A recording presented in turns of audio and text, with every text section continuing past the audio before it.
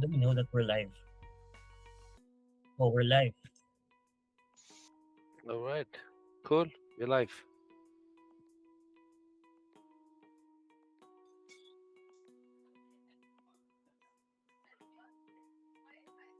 There's yeah. No. Okay. Okay. Now it's good. Apologies for that. Okay. So before we I introduce our next speaker, for this second AMA, like to announce that for this second AMA we will actually be giving away total of 3,000 USDT to several lucky winners for this AMA. So please stay tuned because towards the end of the live stream we will be giving away the promo code. And also, I'd like to announce that for the first 100 participants that are able to claim the Coinbox promo code, uh, these uh, these participants can actually get additional 50 USDT future credit. So again, we'll be giving away a total of 3,000 USDT to several lucky winners. Towards the end of this live stream, we will be sharing that promo code. Okay, without further ado, I would like to introduce our esteemed guest. He is a pioneer and an esteemed colleague from Animoca Brands. He's the chief knowledge officer. Please, I'd like you to welcome all Mr. Yusuf Kulamabas. Yusuf, thank you so much for joining us. Please kindly give a brief introduction about yourself and your role within Animoca Brands. All right. Thank you, Anthony, and the Coinstore team for having me. Great to this is my first YouTube live, so forgive me if I don't basically do the correct vibes. Yes, I've been with Animoca Brands from the beginning. Right, Animoca Brands is a Web3 company which whose mission is to basically promote and advocate true digital property rights via the use of blockchain Web3 technologies. And we believe that one of the ways we can basically, get this awareness more is via games. So we are building a number of games, some of them in our headquarters in Hong Kong, and many of them via our various subsidiaries, all across the world. Our subsidiaries include companies such as the Sandbox, Blowfish Studio, which makes the AAA space simulator, space sim game, Phantom Galaxies, Grease Monkey Games, which is basically released Talk Drift 2, which is over 200,000 downloads on Epic Game Store. It's available to download right now. Eden Games, which is in Leon, Enway, which is in San Francisco and Seoul, Gamey in Czech Republic, Quid in North America, Animoca Brands Japan, We Play Media, which makes MotoGP Quest. And within headquarters, there are a few titles which are basically being worked on. Crazy Defense Hero, which is part of the Tower ecosystem, which I work on. There's Benji Bananas, which provided the first utility for ApeCoin when ApeCoin first came out. There's AnyChess, and for since Coinstores, I would say, I don't know if it's headquartered in Singapore. I'm assuming it is. We are working with a game with a game with one championship called One Fight Arena, which is gonna likely to basically be released in Q1, maybe Q2 of 2024. Right, that's I might have missed a few subsidiaries we have, and I've not even gone down to our 400 plus portfolio companies. Amongst them is Axie Infinity, OpenSea. We are investors in Consensus, Polygon, various infrastructure players. Right, so among Animoca is has exposure, influences, also gets understanding. It's not one way, it's two ways. We learn from our investing companies. We basically share our experiences with all of them. And a lot of my work these days is basically kind of connecting the dots, basically helping teams connect with each other. I do also, I till a few months ago, my title was Chief Technology Officer. there's still that elements which I need to do. I am ultimately a technologist at heart, but Yeah. then these days I also spend a lot of time looking at AI technologies and see how we as a company, given that games, uh, you know, art generation, text, so many things use AI. Games can be, a big usage of AI. How effectively as a group can we utilize AI? So that's one of the things which I basically, operate on. I kind of curate a few public Notion pages. Those who follow my Twitter page can find my link tree and find the public Notion pages and a mailing list if you want to basically sign up and basically uh, you know read the infrequent messages I post on that mailing list. So Yeah. that's it. That's feel free. I mean, let's begin. I think a lot of rambling about myself. No worries. I mean, we really appreciate that you join us today because, of course, another individual that was with Animoca Brands from the very beginning. I'd like to draw inspiration from that. No, so of course, my very first question to you. So, by the way, I also follow his Notion Hmm. page, and I receive direct, regular emails from Yusuf. So I read that a lot, and there's a lot that I need to digest because it's a lot of technological, inputs that I have to also really digest as well. Okay, so my first question is this, no? Um, you said you started from the very beginning with Animoca, of course, with Yachu. You are, I would say, you told me earlier, employee number one. So how did Animoca start its journey, no? From being that company and then being this, say, behemoth Web3 company that it is today. What were those steps that your team started to do in order to transition? I see. So I don't remember the exact dates. Now it's been such a while, but at some point we had acquired a company in Canada called Fuel Powered, and members of that team, around the same time we had acquired them, had also worked on assisting Axib Zen, right? Which have basically a bunch of them went out to make crypto kitties, right? So some people, came joined from Fuel Powered into Animoca. A couple of them went on to join Axim Zen, which became Dapper Labs, right? Mm, And Dapper Labs, or Axim Zen, basically was looking for assistance in publishing or promoting their product in Asia, and that's, you could say, our first introduction to, like, oh, this is what blockchain game means. And then we were still, I would say, we had, one of the things I would say Yat, has done consistently is identify trends, like, so we did cloud way before cloud was, like, we, the company, you could say we started in 1998, and our first venture was an email service business, right? So that was cloud email. And so we've basically built infrastructure. We didn't have AWS or anything, so it's effectively putting everything together with, like, data centers all across the world, putting all of this together.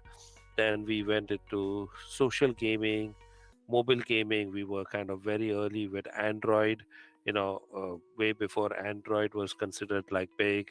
I think we've received, so we, yeah, saw an opportunity and said, like, look, what is Web3 gaming? And CryptoKitty was a very simplistic game, but the vision was that games, the technology would improve over time, right? Ethereum was, you know, CryptoKitties was built. It's kind of, CryptoKitties was well known for clogging the entire Ethereum network at that time, like, yeah. and Polygon and all had.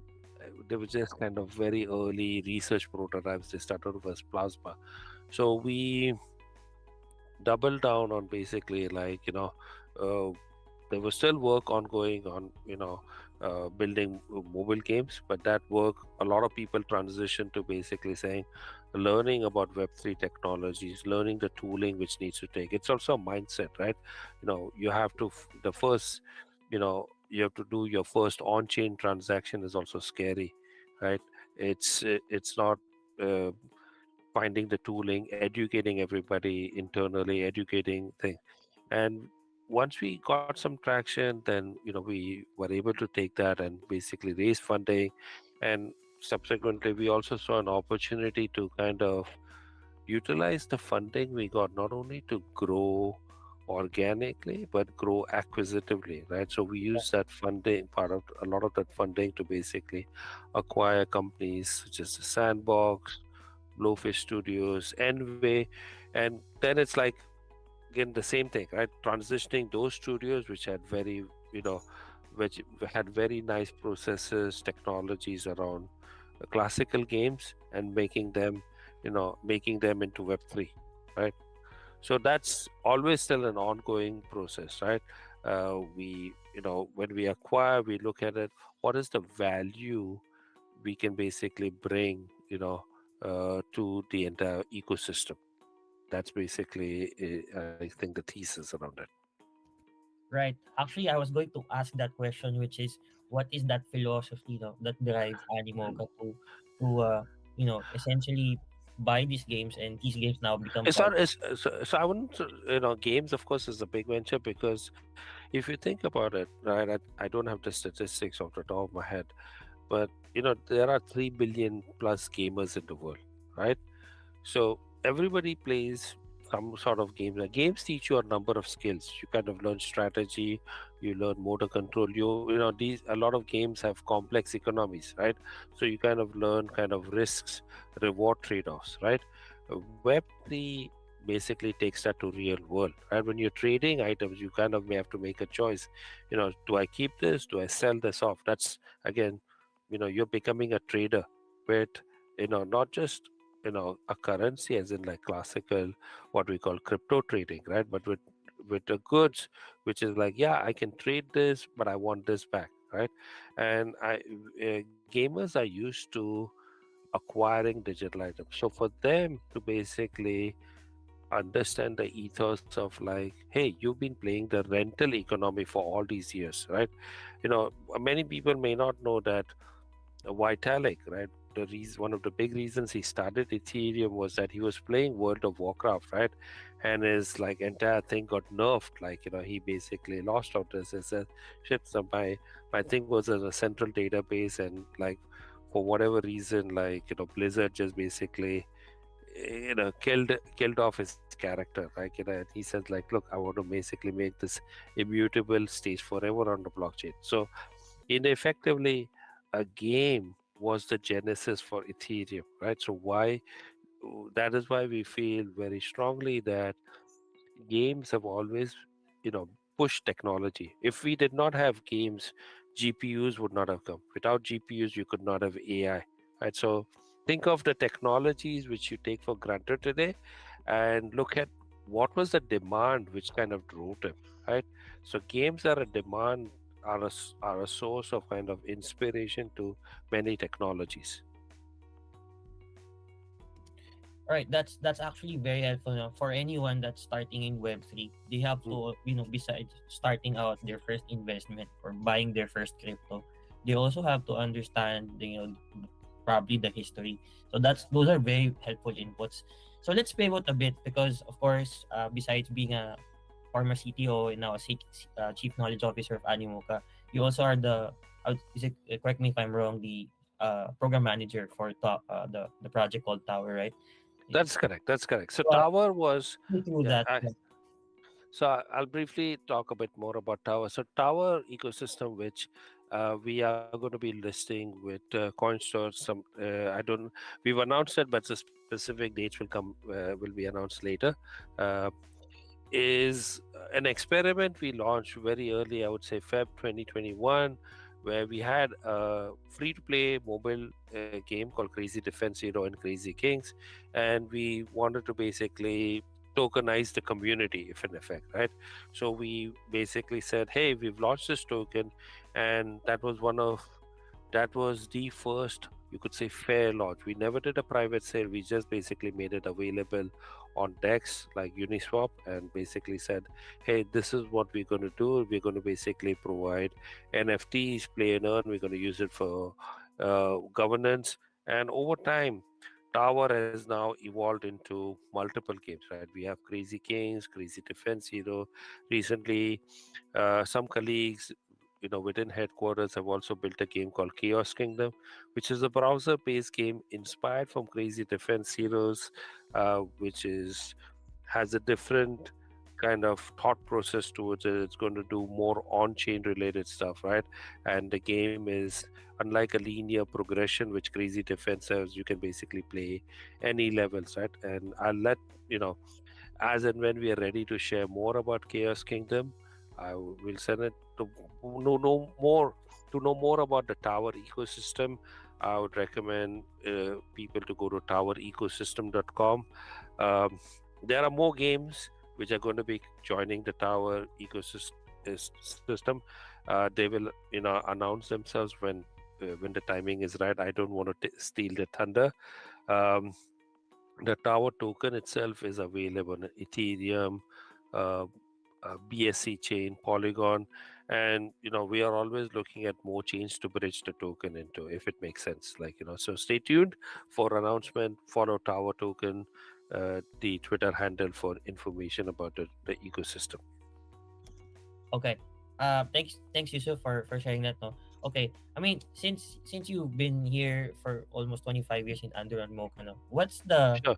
what's the advice that you can probably give to any prospective founders or upcoming founders that are building their own project, whether it's gaming or non-gaming, especially in Web3, based on your experience and your outlook of the market right now, and of course the past markets that have been yours.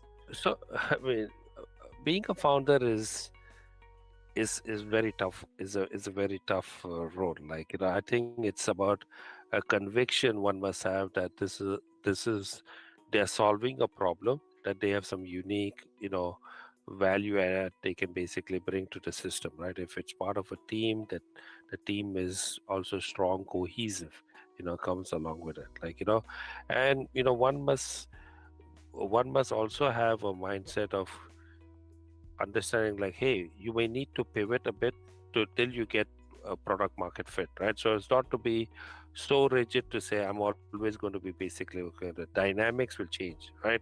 Market dynamics will change. If somebody had says like, okay, I'm only going to build a game on Ethereum, then you're not going to basically take advantage of the increased user base other chains are giving you, so you cannot be kind of a blind maximalist on, like, say, like, this is just has to be my way or the highway, right? There has to be a sense of pragmatism. One has to bring it, it's about also giving first, being part of the open source ecosystem is not just writing tweet threads. It's about, like, demonstrating product, like, hey, I've taken this product from here to here, right? I think in Web3, people are willing to kind of are much more comfortable looking at work in progress and saying, like, okay, I'm seeing things improving over time, rather than in classical AAA games where it's people are looking at first impressions and saying, like, this is shit. When Cyberpunk first came out, everybody thought this was bad, but obviously now the game is much improved. They've basically taken the effort and fixes it, but people still always talk about the initial impression, which I feel is unfair. Games are complex to build, right? Games are a big business. The money spent on the gaming industry out dwarfs whatever is spent and earned in the film and television business, right? So games are that large, right? But games are also complex, and it's a live services type of business, right? Games are not stagnant. In a game like Crazy Defense Hero itself has evolved over time. You have to adapt. Platform changes, new versions of the OS comes up, new versions of browsers come up. There's technical debt you accrue, technical debt you pay down, and things evolve, right? So I think um, founders need to factor that in. It's not like fire and forget system. Right, right. Sorry, I was on mute. No uh, worries. there is a construction outside, so I have to consistently put myself away just to not disturb the live stream. Anyway, okay, let's pivot a bit, no. Animoca Brands, as we all know, is based in Hong Kong, and Hong Kong has been possibly now a melting pot for the next founders to actually build their crypto operations. Now, can you walk me through some of the, I would say, what's your opinion on how Hong Kong is shaping up to be this how you have Dubai, you have Singapore, of course you have, of course, it's a different story if you talk about the US and the UK, and of course Europe. But Hong Kong is now becoming a prominent area or location for startups and founders to actually you know put up operations. So how does this help Animoca Brands, and so how does this also help your other companies that you currently are, you know, under your umbrella? So I think being in Hong Kong, right, and the government is fairly supportive of Web3. They have, you know, Yatsu, our co-founder and chairman, he's on the task force. There's a 15-person task force to promoting Web3 development, right? And the Hong Kong government has said that they feel that blockchain technologies can solve many difficulties and pain points which are encountered in finance, trade, business operations, day-to-day life, and Hong Kong wants to use Web3 across all these kind of uh, models. It's not just about trading, right? It's not just about like trading. They want to look at identity for the use of blockchain, gaming, which is basically used, right? And I think they will focus on content ownership, video gaming, like different, like the Hong Kong FinTech Week, which was recently had, Animoca had a presence out there, and we were grateful to have received visits from the financial secretary, the chief executive John Lee, financial secretary Mr. Paul Chan, and other government leaders, right, which indicate that they are looking for valid use cases of Web3, which can basically permeate to a wider world and showcase that Hong Kong is also not staying stagnant, right? It's basically looking at technology. I believe, like, I haven't spent enough time in Dubai to basically make a judgment call, and we are also grateful to have received investments. Animoca Brands is grateful to have received investment from the Neom Investment Fund. We've recently announced that it's a $50 million investment we've received. So the Middle East governments are also basically looking at these technologies and say, how can they leapfrog over classical traditional finance, which are dominated by mostly US and Europe players, right? Whereas blockchain allows them to basically establish um a framework which is, you know, fairer, allows for faster, cheaper transactions, right? If you've seen, USDC and USDT, the ease at which one can basically do cross-border payments enabled via blockchain technologies, you know, is much faster and cheaper than what can be done by the traditional banking system. All right. Now that we're talking about a bit about the banking system, Mm, I have to pose this question. mm, So these institutional ETFs, right? Okay, I guess the market is picking up because of the narratives that are being, s- let's say, spun by all these, Bitcoin ETFs, Ethereum ETFs. mm, mm. With your personal opinion, and of course, probably Animoca's position, what's their take on this, these new developments from the traditional banking space now traversing into crypto? I think it's positive. I mean, obviously there is speculation that there is interest in allowing ETFs, which unlocks a lot of institutional money coming into crypto, and people want to basically feel that crypto will rise, right? I think it is positive. You know, uh, that represents, I would say, one element of like the broader market like growth.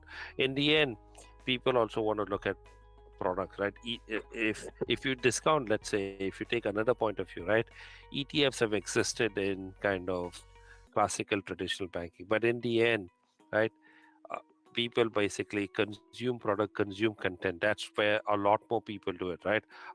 There are a lot more gamers and a lot more traders, right? Even today in a country like, there are a lot more people who are playing games and who are basically trading on the stock exchange, right? So how does Web3 ultimately, how does on-chain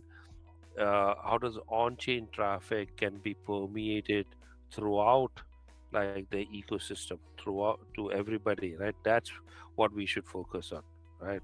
ETFs, will be a short-term blip, like, it's great, but then that doesn't basically nullify the fact that we have to basically work towards a larger goal where on-chain is the new online, as I think Jesse Pollack from Base basically says, right? People talked about initially the digital divide, where you have people who did not have access to the internet, right? Now you need to talk about, like, people who do not have access to on-chain, to being on-chain. So I think that's the fundamental mind shift, where people need to understand that being on-chain is, having your assets or having an identity on-chain is effectively what is going to be the requirement moving forward. That's the first time I've heard of that, on chain online. Now that's that accessibility, Mm. factor now. Okay, just a follow up question. Do you think if we we or me, as a whole industry, work on that, statement that you said with making on chain accessible, do you think that would spark, the full adoption of people all over the globe? We're talking about I, 70 I- million yeah, people. I think it is. I mean, you look at projects like WorldCoin, you look at OP Stack with its, like, change, look at Polygon, which is doing with the CDK and ZK rollups, right? The world is now moving to kind of L2s, L3s. Like, it has basically, accepted that, you know, things need to be more scalable, right? Things need to be, there's not going to be one. So this requirement, the technology, like, why are people working towards that, is to basically allow for more increased on-chain traffic, right? So everything which is happening, right, from basically, you know Ethereum block space is kind of, expensive today, but how do you basically make, using roll-ups, different types of roll-ups, basically can push more traffic and utilize, the Ethereum security, right? That basically is that, Bitcoin, again, with the use of Lightning, same principle, right? So getting more and more on-chain identity, right? On-chain, you know I mean, I think we just announced today, and a couple of hours ago, that Mochaverse, which is one of our projects, right, raised another, 11.88 million dollars, for a total of, like, I think nearly 32 million dollars of raise for Mochaverse, right? So that it can basically become Mochaverse, we can become like the digital identity layer and point system for Web3 gaming culture and entertainment. So all of this will kind of move to an on-chain element. Right. So does that mean all those games that you guys have been, acquired and now part of the family, Mochaverse will be that center point for this identity layer? Yeah, Right. so I mean, we are it's some products are already moving to using um, the Mocha ID, which is basically the Mochaverse identity layer, right? Is basically and that's what is being basically, it's like an Mochaverse will serve as an interoperable meta experience layer, like, so Mochaverse users, like, will basically create their own identity, they'll accrue reputation, like, and then basically, you know they will engage within the ecosystem, which is seeded by our portfolio companies.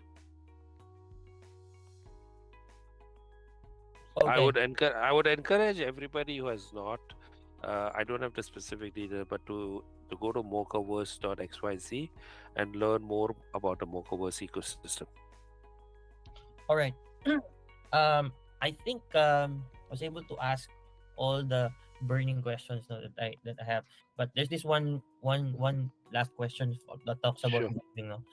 Uh, from a product development standpoint, how different now is a Web 2 game from, you could say, a fully fledged Web 3? Of course, you have the on-chain thing, right? But from a build philosophy, or from a product development standpoint, how different is it now with all these development or gaming development teams building these games in Web 3? I, so I mean, let's just talk about games itself, right? There is a game by itself that has kind of a gaming, has a in-game narrative, as a game story, character progression part, kind of an economy, right? When you bring in Web3, right, you have to understand which parts of these are basically going to be on chain. Today, not that many games are fully on chain. A lot of, many games are kind of off chain, like, and parts of it are on chain, right?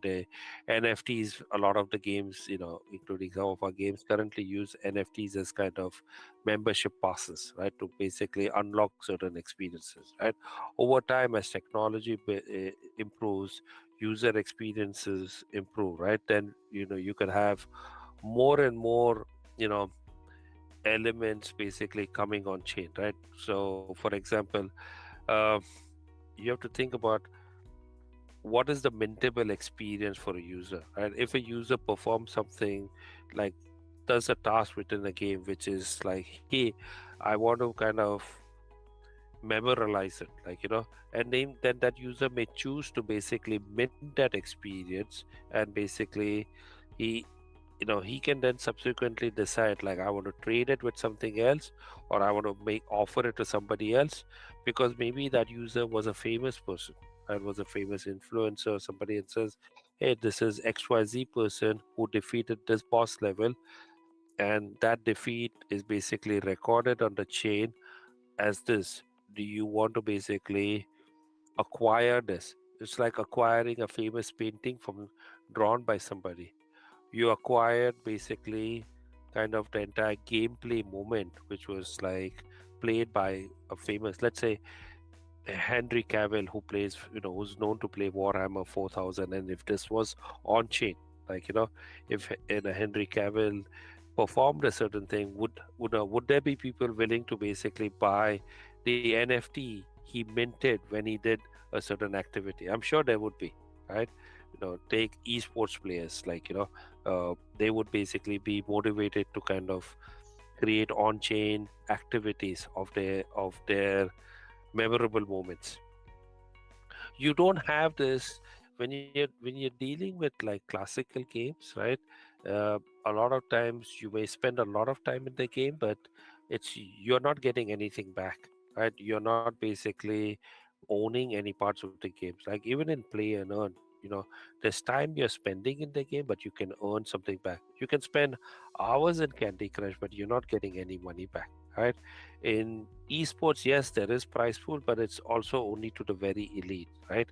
Web3 gaming, I think, democratizes is more people can participate, more people can basically say, I'm providing value as a creator, I'm providing value as a user, as a viewer, I'm providing value in different forms, right? And that value is not just extracted, but it's basically grown in the entire ecosystem.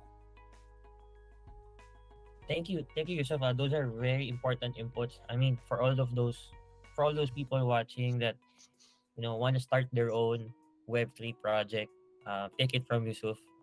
Follow his Notion pages. You'll get a lot of knowledge. Okay, still have a couple more questions. We are approaching a bit towards the end.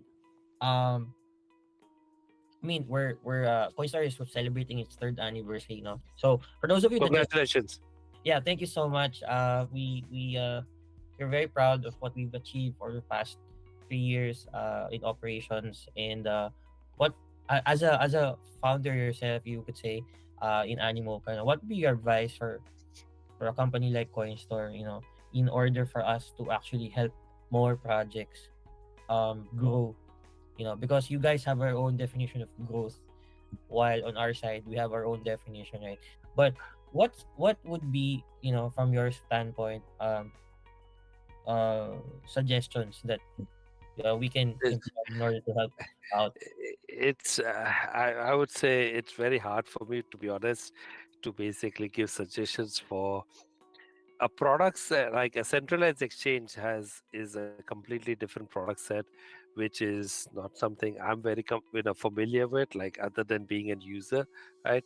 But what I observe is, certain centralized exchange are doing a lot more work with related to, providing more work on being kind of on chain, like Coinbase being one of them, with Base, OKX doing a lot of work with their Web3 wallet, Yeah. announcing recently the L2, which is based on CDK. Maybe the market is kind of expecting centralized exchange to have an on-chain kind of, you know integration, and basically make it easier for the users to natively work on chain, like, so that I feel, is something Coinstore may have to evaluate. Like, I don't have any other comments otherwise. But I'm looking at, these are two examples which come to the top of my head. Like, again, both,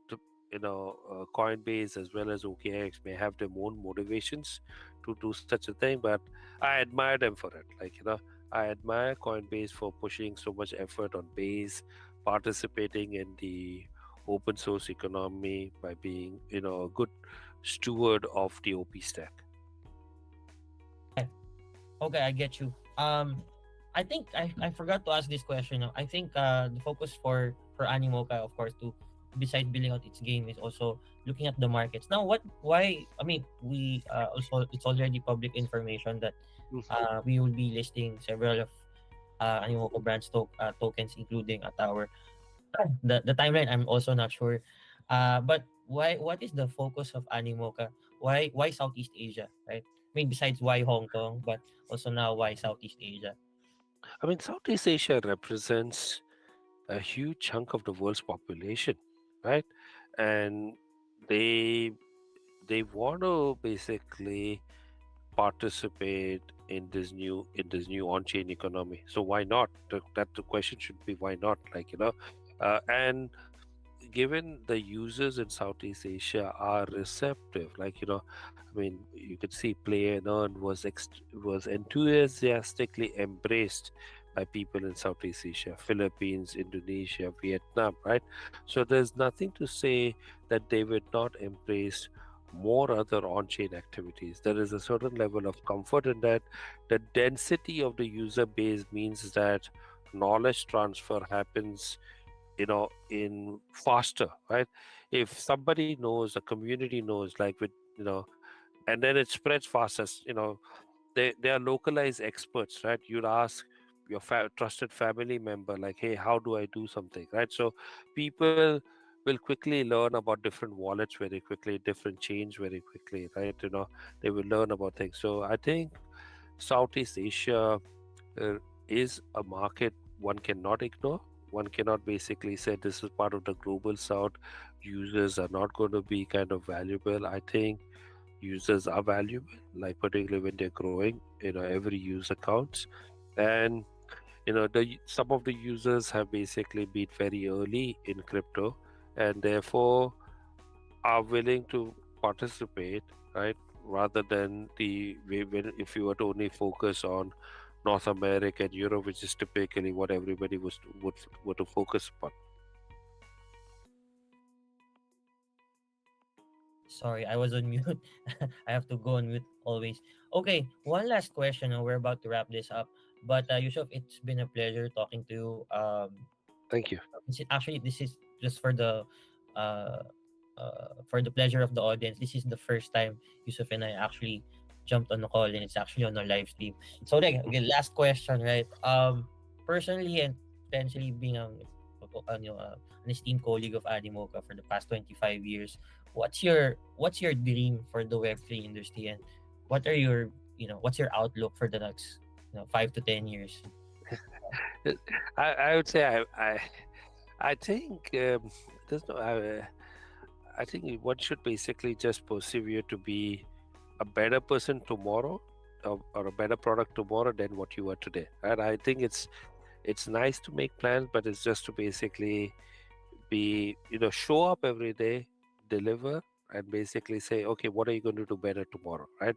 I think looking 5 years is sometimes too far. 5 years, what, did we know 5 years where we were going to be? Not really, right? We were just like, okay, we got to complete this.